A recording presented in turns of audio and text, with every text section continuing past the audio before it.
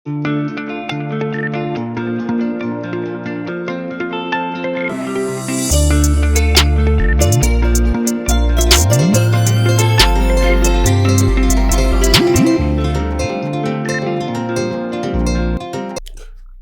production jabarani filɛbagaw ani Ondu TV filɛbagaw an bɛ foli di aw bɛɛ ma.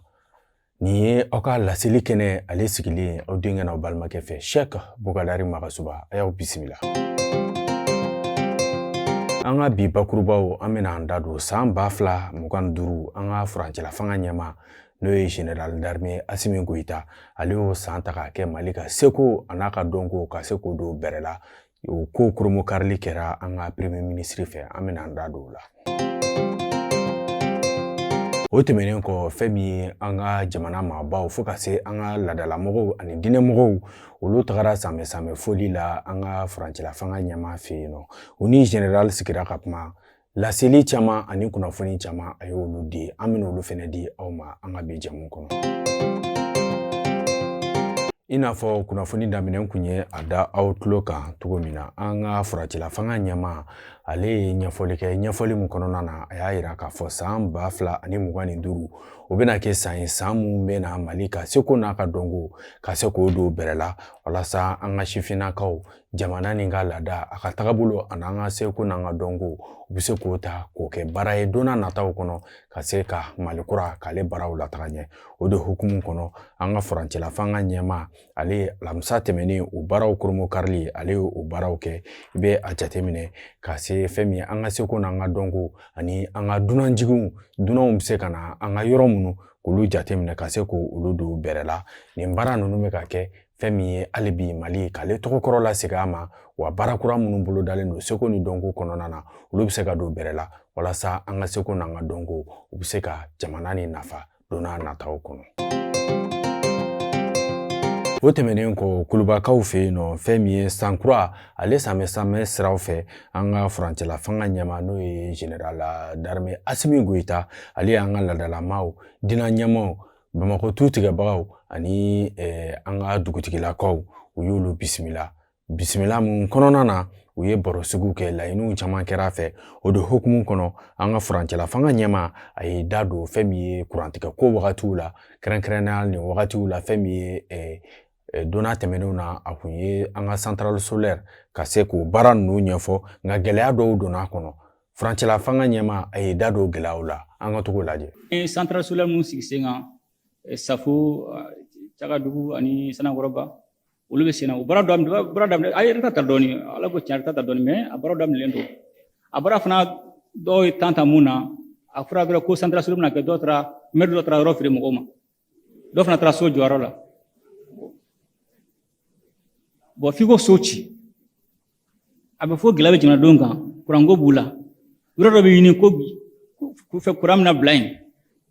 e bɛ taa terrain feere mɔgɔw ma olu bɛ taa so jɔ yen bon a bɛ ɲɛfɔ cogo di e n'i y'o so jigi binna mɔgɔw kan est-ce que o de ma bi jamanadenw kan donc a ka kan mɔgɔw ka sabali bon o de baara in caman bila retard la a ye taa Safo u ye yɔrɔ bɛɛ feere. Don min an taara bɛgi fɔlɔ da ani sisan cɛ a taara yɔrɔ jɔyɔrɔ a tila bɛɛ la bon f'a ka ci de baara tɛ se ka kɛ bon a bɛ ɲɛnabɔ cogo di na an b'u ci dɛ an bɛ yɔrɔ na bi bi na f'an ka panneau solaire f'an k'o de matarafa parce que taji in tora t'a ɲɛ quoi taji in tora t'a ɲɛ f'an ka panneau solaire de matarafa k'o kɛ fɛɛrɛ filanan mun b'a to dɔ bɔ jamanadenw ka degun na donc an bɛ ka fɛɛrɛ dɔw tigɛ ni jamana dɔ ye fɛɛrɛ min b'a to an bɛna panneau baden san ani batterie lithium ka lajɛ mun b'a to jamana dukuntigiw kiti mun bɛ se ka dukuntigiw ta en charge donc n'o panneau batterie nana sisan komi an bɛ malo ni fɛnw di mɔgɔw ma danni k'a la cogo min na commissariat sécurité alimentaire la an bɛna fɛɛrɛ sigi sen kan o fɛɛrɛ la maintenant jamanadenw bɛna o panneau o batterie san nɔgɔya la ka taa bila ka so o b'a to hali ni EDM hali ni kuran mana don min na ni taji ko la panneau b'u fɛ u bɛ se ka panneau yɛlɛ. o tɛmɛnen kɔ ni wagati na fɛn min terrorisme n'o ye banbagaci wale tigila olu kɛlɛli an ka finitigilakaw fɛ fo k'a fɔ janfa minnu b'o kɔnɔ an ka furancɛla fanga ɲɛmaa yi da don fɛnɛ la an ka togo fɛnɛ lajɛ watal bi jamanadenw an k'an cɛsiri an kana ɲan an ka jamana kɔ n'i y'a fɔlɔ lajɛ tuma min na an ko Faransi ka taa u taara ɲɔgɔnjɛba dɔ kɛ ani fils terroriste groupe an ka groupe armé u bɛɛ fara ɲɔgɔn kan k'olu bɛna taa k'u ka jɛ ka Mali kɛlɛ u bɛɛ ka fɛn ka Mali kɛlɛ fo ka kɛ jɛmanko ni simanko ye a don général Gamu kelen mun bɛ yen a ko ale tɛ armée kɛlɛ a tɛ jamana kɛlɛ ni bɛ jamana fana kɛlɛ a b'o kɛlɛ donc ale fosi ka bɔ a la a ma sɔn ale ni fɛnmɔgɔ fosi ka bɔ a la mais a nɔfɛmɔgɔ dɔw tugura kɔ Fahad n'a sara o don o tugura kɔ dɔw fosi ka bɔ général Gamu kɔ ka tugu mɔgɔ jugu kɔ k'u ka jamana kɛlɛ olu de bɔtɔ attaquer parce que o kun tɛ o laɲini olu bɛna taa an ka nan ka bɛɛ la a ka kɛ fimanko ni jɛmanko ye Gamu ma sɔn général Urumini ma sɔn o tulo bɛ mankan na ni tiɲɛ don tiɲɛ tɛ u fara ɲɔgɔn kan ni fils k'u bɛɛ ka fara ɲɔgɔn kan ka jamana kɛlɛ a ka kɛ fimanko ni jɛmanko ye tubabu Faransi o sɔtatɔ don Ala y'a kɛ u ma sira sɔrɔ u ye min kɛ sisan u y'a kibaruya jugu yɛrɛkɛ ko Gawo bɛna bin Gawo bɛna attaquer tellement u y'a ko caya dɔw y'u ka so fili ka Gawo bila mais an bɛ Gawukaw fo Gawukaw fanba u t'u ka armée kɔ u t'u ka armée la sinon u tun bɛ fɛ ka Gawo fana bin ten cogo la u ye traquew kɛ ka papiers bila ka yɔrɔ bɛɛ minɛ ko Gawo bɛ bin Gawo bɛna attaquer donc bɔr'o kɔnɔna la u taalen sisan parce que ni ye terroriste groupe jatigɛwale groupe fila de bɛ yen u b'a fɔ o ma état islamique ni JENIM bon olu tun bɛ n'u bɛ kɛlɛ kɛ u tun bɛ état islamique dɔrɔn de kɛlɛ n'u bɛ opération kɛ aw tun tun ye vice président u ka général bɛ na a bɛna carte da u fɛ ka opération kɛ cogo min na n'u ye carte da o y'a sɔrɔ jatigɛwale groupe fila ninnu u bɛɛ yɔrɔ dɔnnen don u b'a fɔ ko non a fɔra olu ka état islamique de kɛlɛ olu tɛ JENIM kɛlɛ ne ko mun na t'u kɛlɛ a bɛɛ de jatigɛwale mɔgɔ ya ko non olu bɛ état islamique de kɛlɛ bon olu dun fila bɛɛ de bɛ k'an kɛlɛ donc wulu kɛlɛ fo wulu fanga bin mais u taatɔ wulu su la wuli donc wulu su la wuli sisan ani Niger président kɔrɔ Bazoum u wulila k'a fɔ ko non ko Minaka bɛna bin o y'a sɔrɔ MINUSMA fana kan ka taa ka mɔgɔw jala wuli ka misali bila fan bɛɛ ka yɔrɔ bɛɛ minɛ ko Minaka bɛ bin Minaka bɛ bin Minaka bɛ bin sɔrɔdasiw wuli ka jɔ kɛ Minaka ma bin o y'a sɔrɔ Bazoum ye état islamique mɔgɔ baden minnu b'a bolo kaso la a y'a bɛɛ bila parce que bɛɛ tun pour que yɔrɔ ka ɲagami donc Ala y'o kɛ o ma sira sɔrɔ n'an b'a fana ko jatigɛwale kɛlɛ tubabuw b'a kɔfɛ mɔgɔ caman a bɛ ko mɔgɔ na k'an bɛ ka kuma fɔ ten a dalu de b'an bolo kɛlɛ gannen jatigɛwale mɔgɔw kɔ u ye réunion baara kɛ Niger o y'a sɔrɔ Bazoum de ko président ye tellement ko ŋaniya ka jamana ka bin donc dɛsɛre sisan u ye mɔgɔ ci ka na ne ma ko bon an bɛ mun ɲini aw fɛ jatigɛwale mɔgɔ an de b'a kɔfɛ mais an bɛ mun ɲini aw fɛ aw ni Burkina parce que comme kɛlɛ gann'u kɔ sisan u tun tɛ ka boliyɔrɔ sɔrɔ parce que u bɛ gosi fan bɛɛ donc ko an bɛ mun ɲini aw fɛ an de b'a kɔfɛ mais a bɛ JENIM a b'olu to yen a bɛ fara an kan an bɛ état islamique kɛlɛ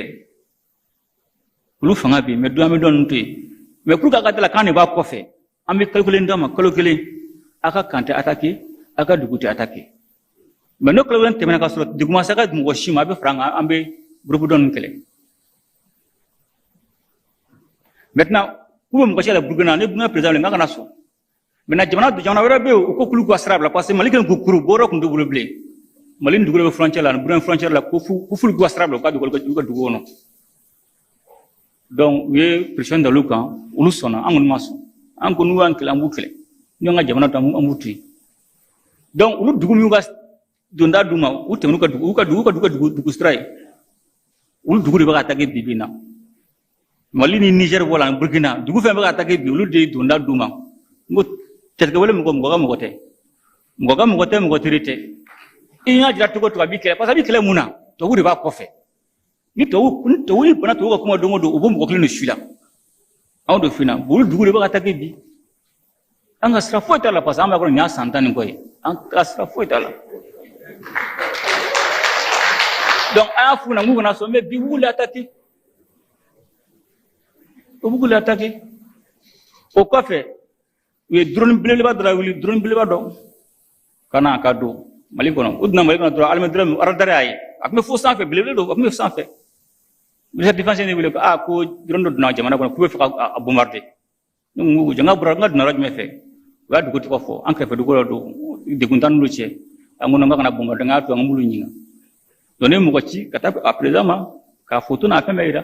n ko nin drone bɔra aw ka dugu kɔnɔ aw ka jamana kɔnɔ d'an fɛ yan n ka segin n'aw ta ye ko na kulo ta tɛ donc an y'a ɲɛɲini an y'a sɔrɔ drone bɔra jamana wɛrɛ de kɔnɔ a jamana Mali frontière la ni AES jamana man di hakilima bɛɛ b'a faamuya drone bɔra yen k'i den ka don jamana wɛrɛ kɔnɔ k'i den o kɛrɛfɛ ka na k'o ye Mali kɔnɔ wa donc an bɛ se ka bombarder ni missile ye mais comme a bɔra jamana kɔnɔ ka don an ka jamana kɔnɔ olu ye entr'u ye n ko ministère défense n ko a y'a to yen fɔlɔ an ka sɛgɛsɛgɛ. Ninnu kun ye laseliw ye an ye minnu di aw ma an ka ɲɛma n'o ye général d'armée Assimi Goïta ale ni an ka ladalamaw ka ɲɔgɔn ye kɔnɔna na.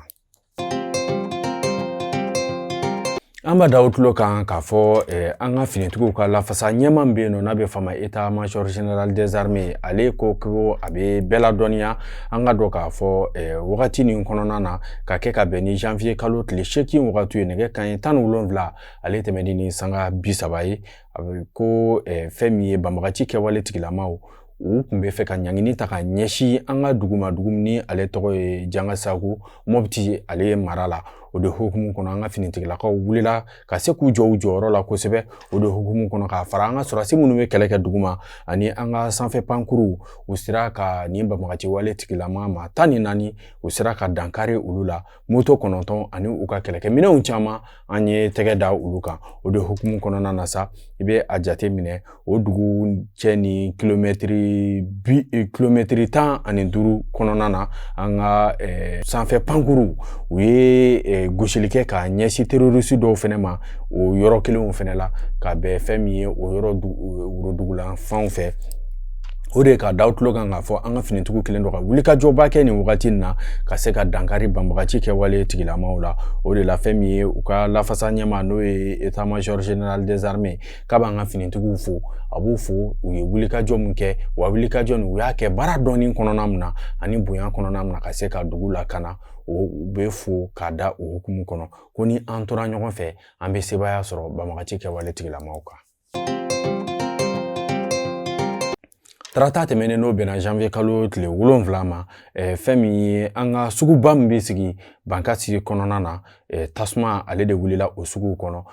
yen kɛrɛfɛ kunnafoniw y'a yira k'a fɔ tasuma ni ale wulila station essence dɔ de fɛ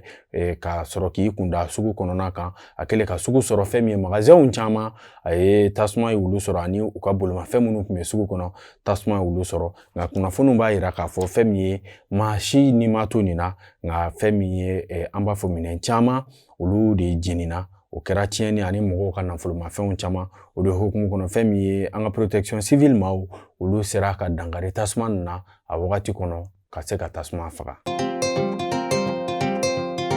Ka da tulo kan k'a fɔ alamisa tɛmɛni fɛn min ye an b'a fɔ tagamaba o kɛra k'a ɲɛsin Algérie ni wagati na ale kelen don ka wulikajɔ min kɛ Mali ka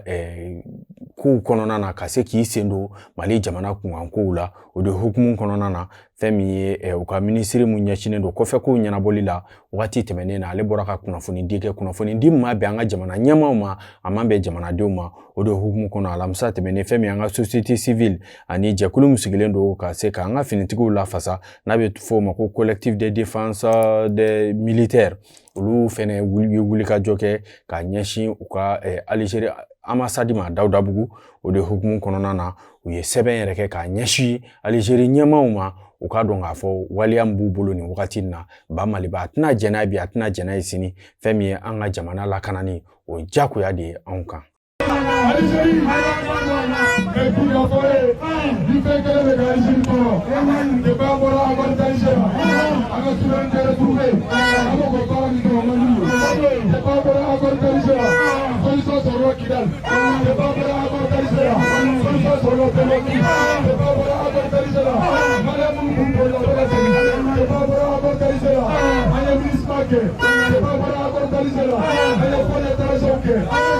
N'an bɔra yen an bɛna an ka kɔfɛ kunnafoniw na. Kɔfɛ kunnafoniw na an b'a da u tulo kan k'a fɔ nin wagati in na sa fɛn min ye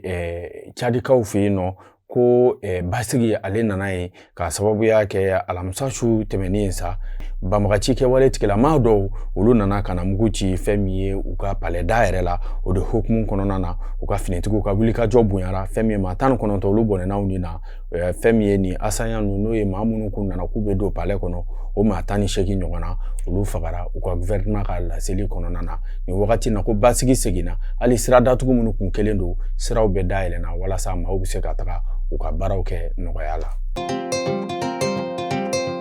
Kunnafoniw b'a yira k'a fɔ Américains fɛ nin wagati in na ko tasuma kelen don ka tiɲɛniba kɛ kɛrɛnkɛrɛnnen la u ka dugu la n'ale bɛ wele ko Los Angeles b'a jate minɛ tiɲɛni in da ale bɛ ka bonya kosɛbɛ sabula fɛn min u ka yɔrɔ caman olu jenina fo ka taga se an b'a fɔ maa 2 ɲɔgɔn na olu bɔnɛnaw nin na tasuma ale bɛ ka tiɲɛniba kɛ nin wagati in na Amérikikaw fɛ yen. Ni ne kɛra aw ɲɛna aw tulo garisɛgɛ ye an bɛ foli di aw bɛɛ ma ni Ala ma baasi kɛ an n'aw bɛ ɲɔgɔn sɔrɔ laseli wɛrɛ kɔnɔ aw k'an bɛn hali bi Ala ka barika don an ka jamana na Ala ka basigi di jamana nin ma jamana kɔnɔdenw Ala k'an bɛɛ bɛn kelen ma aw k'an bɛn wagati wɛrɛ.